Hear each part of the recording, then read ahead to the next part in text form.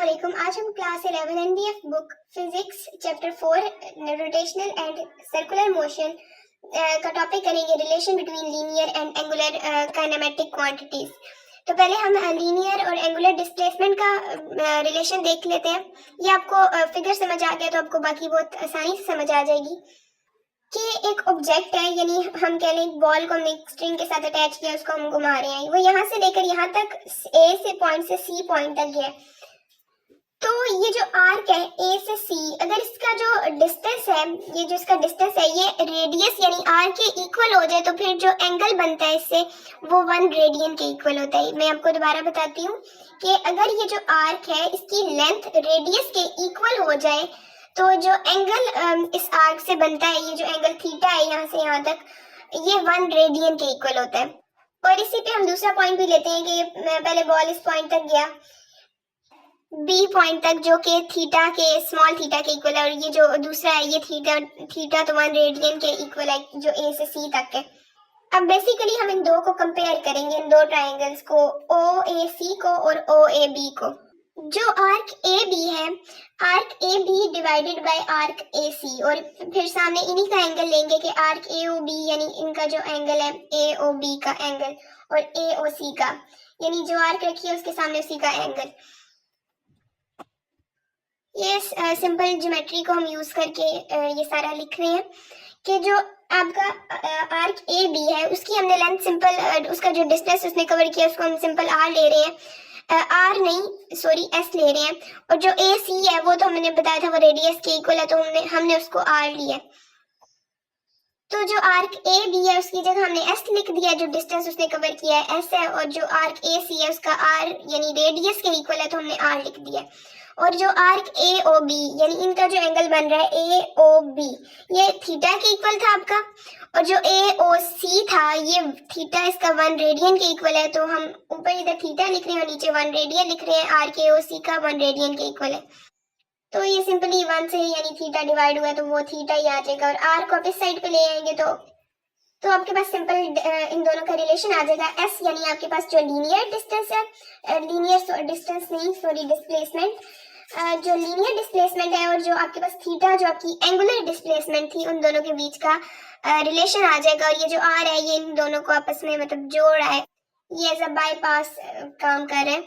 और इसी को अगर हम बहुत शॉर्ट किसी स्पेसिफिक टाइम में देखें, इसी को हम टाइम से डिवाइड कर दें, यानी एक शॉर्ट टाइम में अगर हम इसको देखें तो यानी हमने साथ लिमिट लगा दिया time delta divided by T.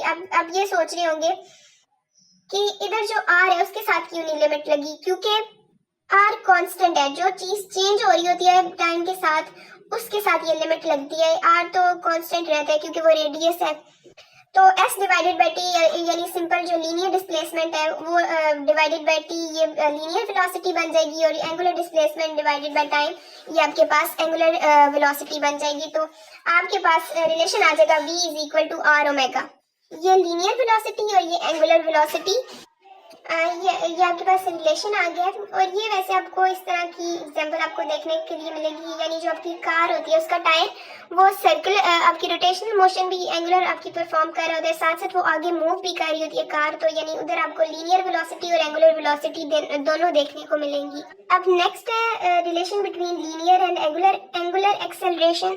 इसमें भी simple velocity divided by time आप करेंगे, यानी लिमिट लगा देंगे किसी स्मॉल इंस्टेंट में देखेंगे तो आपके पास इक्वेशन आ जाएगी, यानी velocity divided by time acceleration होता है ना, तो linear velocity divided by time linear acceleration हो जाएगा, और angular velocity divided by time आपके पास एंगुलर एक्सेलरेशन हो जाएगा जो कि अल्फा है। तो आपके पास ये रिलेशन आ जाएगा। और ये टेंजेंशियल एक्सेलरेशन है, यानी जो आपके पास ये लीनियर एक्सेलरेशन होती है ना, इसके दो कंपोनेंट्स आपको मतलब देखने को मिलेंगे। ये जो आपकी सर्कुलर मोशन में लीनियर एक्सेलरेशन परफॉर्म हो रही होती है, एक आपके पास सेंट्रीपिटल एक्सेलरेशन होती है जो कि चेंज इन डायरेक्शन की वजह से होती है, यानी डायरेक्शन चेंज हो रही होती है तो ये दोबारा उसको सर्कल में मूव करवा रही होती है ऑब्जेक्ट को। और एक जो चेंज इन मैग्नीट्यूड की वजह से होती है वो टेंजेंशियल होती है। और बेसिकली आप इसका जो आपने टोटल जो आप ले रहे होते हैं यानी नेट एक्सेलरेशन वो इस तरह ले रहे होते हैं, और ये ऐसे होती है कि आप इस पे पाइथागोरस थ्योरम अप्लाई कर, तो ये बस बेसिकली पाइथागोरस थ्योरम के अकॉर्डिंग आपका आ जाता है। यानी पाइथागोरस थ्योरम आपके पास हाइपोटेन्यूज का square is equal to perpendicular का स्क्वायर प्लस बेस का स्क्वायर।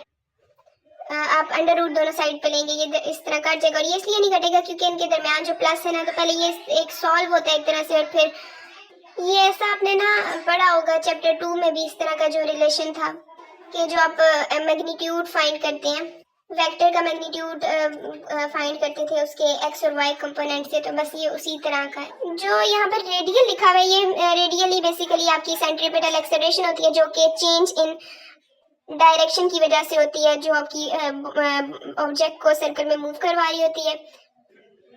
और जो चेंज इन मैग्नीट्यूड की वजह से होती है, यानी वेलोसिटी का जब मैग्नीट्यूड चेंज हो रहा हो, उससे जो एक्सेलरेशन प्रोड्यूस होती है उसको हम टेंजेंशियल एक्सेलरेशन कहते हैं, यानी ये सर्कल से टेंजेंट एक्ट करती है। यहाँ पर हमारा ये लेक्चर कवर हो गया। अब हम नेक्स्ट लेक्चर में करेंगे। अगर आपको ये मेरी वीडियो अच्छी लगी है तो चैनल को सब्सक्राइब और वीडियो को लाइक करें। तब तक के लिए अल्लाह हाफिज़।